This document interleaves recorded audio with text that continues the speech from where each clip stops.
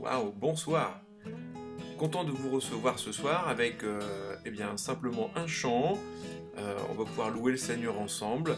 Et également Philippe qui continue son étude biblique sur la suite des 10 commandements. Voilà. Et bien écoutez, passez une bonne soirée avec nous et que Dieu vous bénisse. À bientôt.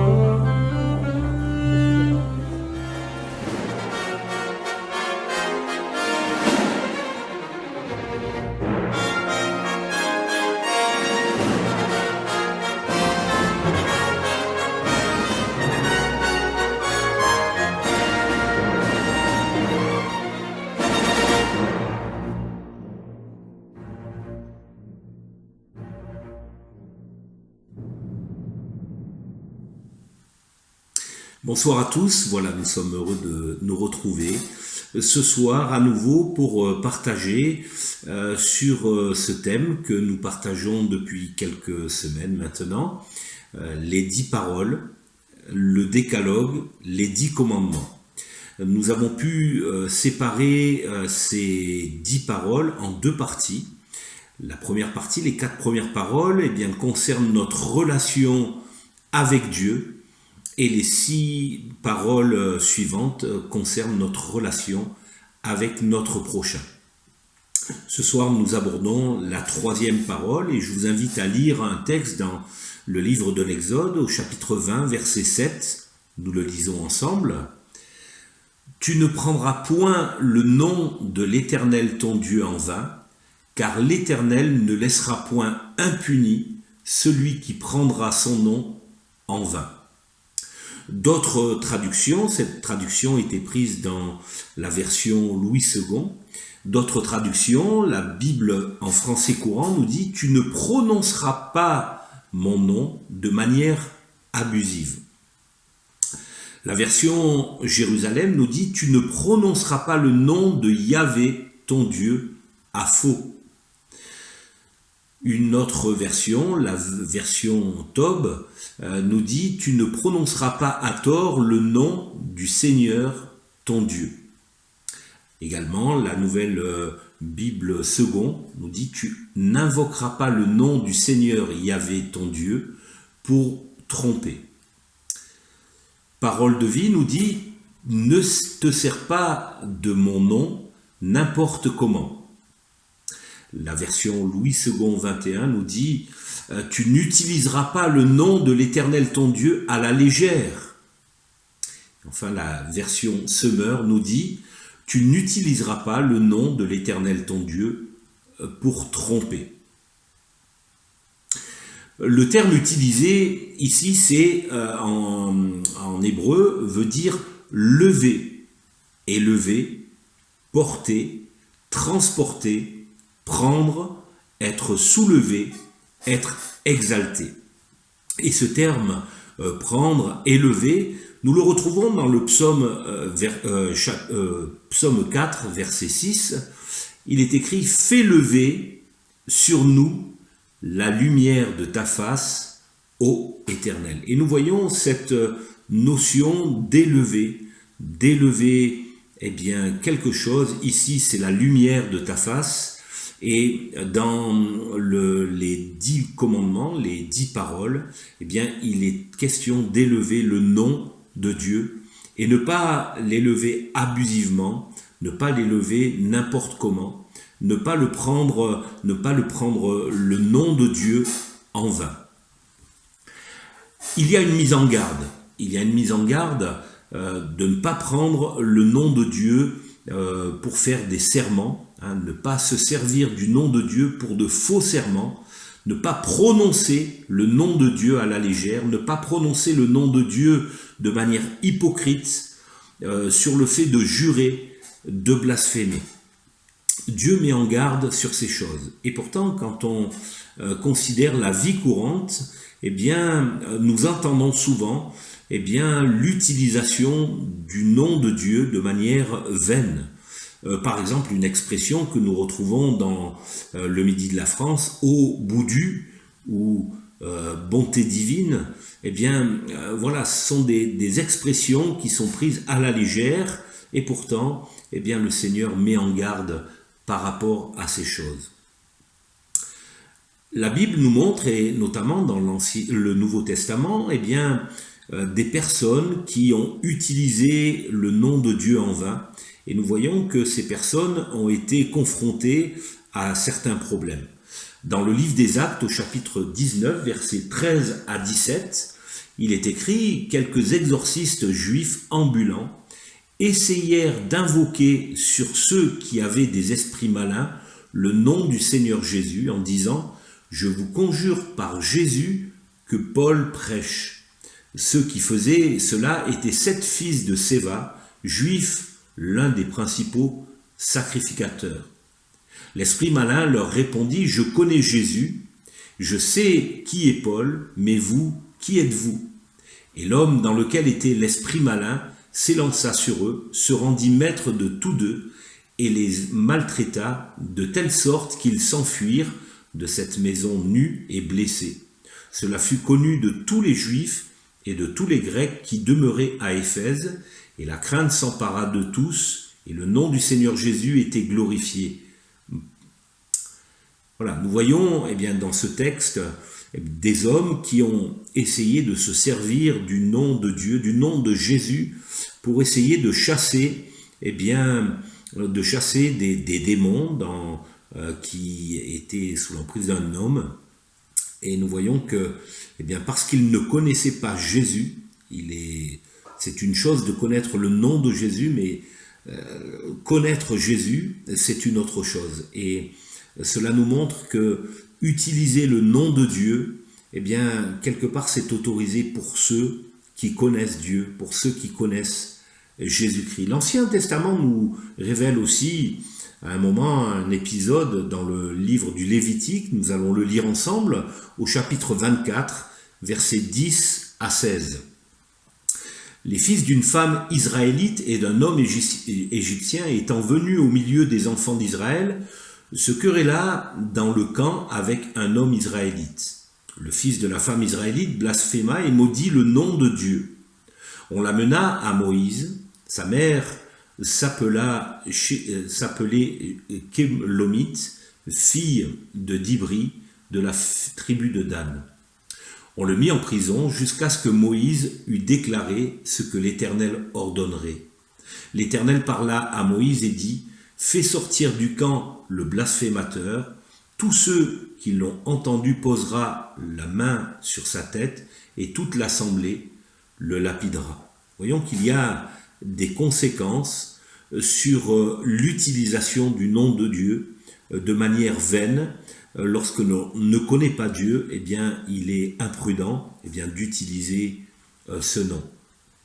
La négligence de l'utilisation du nom de Dieu apporte, et la parole de Dieu le dit, la malédiction.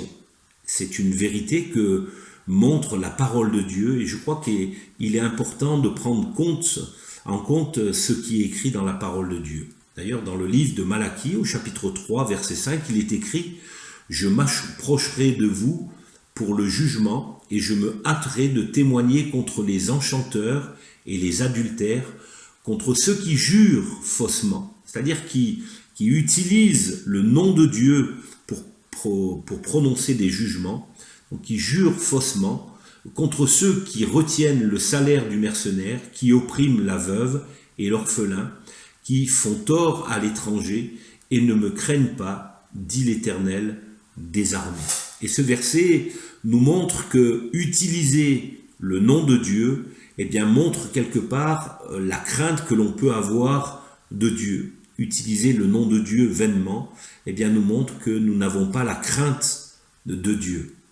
Dans le livre de Zacharie, au chapitre 5, versets 3 et 4, il est écrit, et il me dit : « C'est la malédiction qui se répand sur tout le pays, car selon elle, tout voleur sera chassé d'ici, et selon elle, tout parjure, c'est-à-dire quelqu'un qui utilise le nom de Dieu pour jurer, sera chassé d'ici. Je la répands, dit l'Éternel des armées, afin qu'elle entre dans la maison du voleur et de celui qui jure faussement en mon nom, afin qu'elle y établisse sa demeure et qu'elle la consume avec le bois et la pierre. » Oui, eh bien, c'est important de réfléchir à cela, à l'utilisation du nom de Dieu. Nous sommes amenés à prononcer le nom de Dieu lorsque nous sommes dans un contact avec lui au travers de la prière, de la louange, mais la crainte de Dieu est importante dans l'utilisation du nom de Dieu. Dans Matthieu chapitre 5, versets 33 à 37, Jésus dit : « Vous avez encore appris qu'il a été dit aux anciens : tu ne parjureras point, mais tu t'acquitteras envers le Seigneur de ce que tu as déclaré par serment. Mais moi je vous dis de ne jurer aucunement, ni par le ciel, parce que c'est le trône de Dieu, ni par la terre, parce que c'est son marchepied, ni par Jérusalem, parce que c'est la ville du grand roi. Ne jure pas non plus par ta tête, car tu ne peux rendre blanc ou noir un seul cheveu, que votre parole soit oui, oui, non, non. Ce qu'on y ajoute vient du malin. » Voilà, la Bible nous met en garde par rapport à l'utilisation du nom de Dieu. Lorsque nous sommes en faiblesse, eh bien, nous sommes vulnérables par rapport à nos paroles et nous sommes vulnérables par rapport à l'utilisation du nom de Dieu. Dans le livre de Job, au chapitre 2, versets 2 à 10, et nous ne le lirons pas, vous pourrez le lire vous-même, Job est soumis à de grandes épreuves et Et à un moment donné, eh bien, il a été attaqué dans son corps, il a subi une maladie terrible. Et sa femme, voyant eh bien, Job dans son état physique, mais le voyant eh bien, ferme dans son état spirituel, l'a invité eh bien, à maudire son Dieu, à mourir et à maudire son Dieu. Et c'est peut-être une tentation que nous pouvons avoir lorsque nous sommes dans la faiblesse, lorsque nous sommes tentés. Et là, Job, eh bien, a eu une pression de la part de la personne la plus proche, sa chair, son épouse, parce qu'il était en pleine difficulté. Avant cela, il avait perdu tous ses biens et ses enfants. Et là, il était frappé dans son corps et sa femme l'a poussé, eh bien, malgré son intégrité, eh bien, à maudire Dieu, Et Job a refusé cela. Nous sommes mis en garde par rapport à l'utilisation du nom de Dieu. C'est en rapport avec notre crainte, la crainte que nous pouvons avoir de Dieu. Mais la Bible nous enseigne que nous sommes amenés à honorer le nom de Dieu. Le nom de Dieu doit être sanctifié, c'est-à-dire mis à part. Il doit être honoré parce que c'est en rapport avec sa sainteté. Il doit être respecté. Le nom de Dieu et les noms de Dieu qui sont révélés dans la Bible sont profondément sacrés. Jésus nous enseigne par cela. D'ailleurs, dans la prière qu'il enseigne aux disciples, cette prière commence par « Voici comment vous devez prier » dans Matthieu chapitre 6, verset 9. « Notre Père qui est aux cieux, que ton nom soit sanctifié. » Oui, que le nom de Dieu soit sanctifié. Le nom de Dieu, le nom de Jésus-Christ. Également, la Bible nous révèle comment nous pouvons appeler Jésus. Dans le livre d'Ésaïe, il est écrit concernant Jésus qui viendrait sur la terre, on l'appellera admirable, conseiller, Dieu puissant, Père éternel, Prince de la paix. Nous avons dans la parole de Dieu, et c'est formidable, eh bien de quoi honorer, sanctifier, exalter le nom de notre Dieu, exalter le nom de Jésus. Nous avons de quoi eh bien, exprimer le nom de Dieu de manière sérieuse, de manière profonde, un cœur à cœur avec notre Seigneur. Alors confessons le nom de notre Dieu, confessons le nom de Jésus-Christ. D'ailleurs, la parole de Dieu nous dit que si nous confessons le nom de Jésus de tout notre cœur, eh bien cela nous amène au salut. Si tu confesses de ta bouche le Seigneur Jésus-Christ, si tu crois dans ton cœur que Dieu l'a ressuscité des morts, tu seras sauvé. L'apôtre Paul écrit aux Philippiens dans Philippiens 2, versets 9 à 11, « C'est pourquoi aussi Dieu l'a souverainement élevé et lui a donné le nom qui est au-dessus de tout nom, afin qu'au nom de Jésus tout genou fléchisse dans les cieux, sur la terre et sous la terre, et que toute langue confesse que Jésus-Christ est Seigneur, à la gloire de Dieu le Père. » Oui, les noms de Dieu, Elohim, El Shaddai, Jésus-Christ, le salut qui nous est apporté par l'Éternel lui-même, oui, nous devons honorer, parce que c'est un nom qui est puissant. Jésus nous invite à prier en son nom, et les prières sont exaucées. Jésus nous invite à délivrer des personnes qui seraient prises par des puissances démoniaques, à prier pour elles en son nom, et ces personnes sont délivrées. Oui, le nom de Dieu doit être honoré. C'est un nom qui est puissant. Dans Acte 4, verset 12, l'apôtre Pierre dit « Il n'y a de salut en aucun autre, car il n'y a sous le ciel aucun autre nom qui ait été donné parmi les hommes, par lequel nous devions être sauvés. » Oui, ne pas prendre le nom de Dieu en vain. Le nom de Jésus apporte le salut. Yeshua, l'Éternel, nous sauve. La conclusion, eh bien, nous allons la lire ensemble dans ce texte du Deutéronome au chapitre 10, versets 12 à 22, un texte un petit peu long, mais qu'il est important de lire ensemble, et réfléchissons à l'utilisation du nom de Dieu. Comment, nous prononçons le nom de Dieu.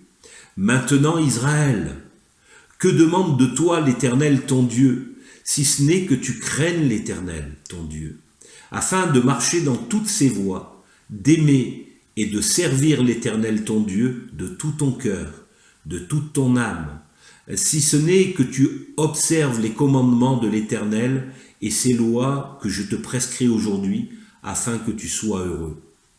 Voici, à l'Éternel ton Dieu appartiennent les cieux et les cieux des cieux, la terre et tout ce qu'elle renferme, et c'est à tes pères seulement que l'Éternel s'est attaché pour les aimer. Et après eux, c'est leur postérité, c'est vous qu'il a choisi d'entre tous les peuples, comme vous le voyez aujourd'hui.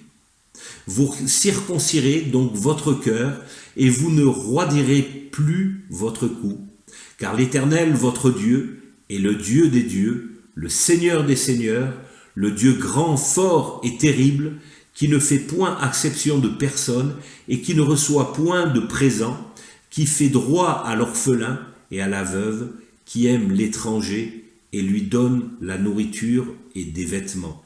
Vous aimerez l'étranger, car vous avez été étrangers dans le pays d'Égypte. Tu craindras l'Éternel ton Dieu, tu le serviras, tu t'attacheras à lui, et tu jugeras par son nom. Tu jureras par son nom. Il est ta gloire, il est ton Dieu. C'est lui qui a fait au milieu de toi ces choses grandes et terribles que tes yeux ont vues. Tes pères descendirent en Égypte au nombre de 70 personnes, et maintenant, l'Éternel ton Dieu a fait de toi une multitude pareille aux étoiles des cieux. Alors, nous sommes invités à ne pas prendre le nom de Dieu à la légère, car Dieu est Dieu et Dieu est saint. Exprimer notre louange, notre adoration, c'est montrer notre crainte de Dieu. Prononcer le nom de Dieu, c'est montrer combien nous pouvons le connaître. Lui nous connaît et il désire que nous le connaissions de plus en plus, de mieux en mieux. Alors apprenons à connaître ses noms et exprimons notre louange. Et notre Dieu, sera heureux dans cette relation avec lui. Non pas une relation vaine, mais lorsque nous prononçons le nom de Dieu, les noms de Dieu, nous savons ce que nous disons et nous sommes en contact avec lui, un cœur à cœur avec lui. Que le Seigneur Jésus-Christ vous bénisse et à très bientôt. De l'aube au coucher du soleil, tes splendeurs nous émerveillent et notre cœur d'enfant répond en glorifiant ton nom, ton nom. Comme une tour aux 4 vents, ton nom nous rend fort à chaque instant, ton nom. Que tous les peuples entendent un chant, car aucun autre nom n'est plus grand que ton nom.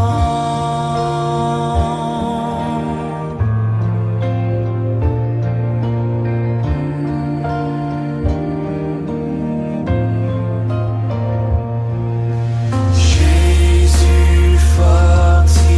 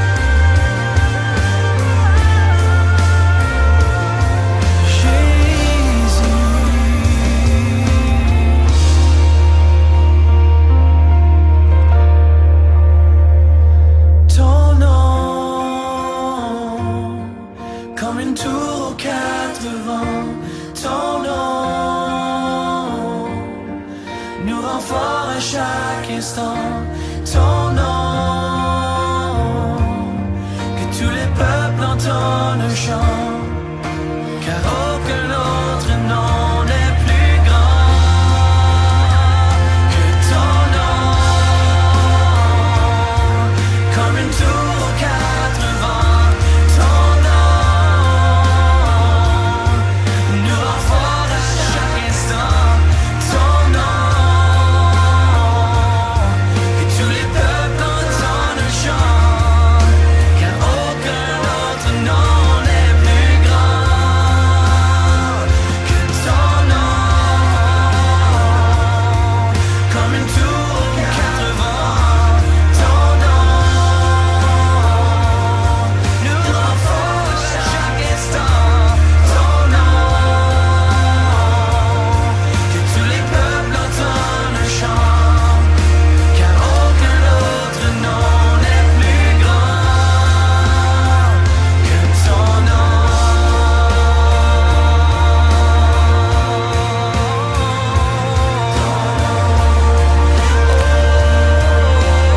Que ton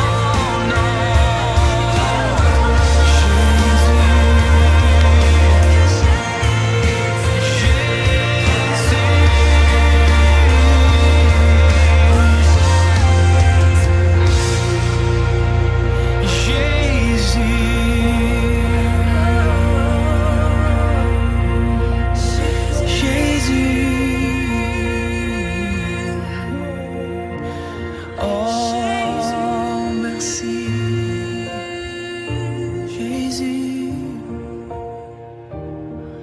Ma force est en ton nom. Tu fortifies nos cœurs. Tu Jésus, fortifies nos cœurs.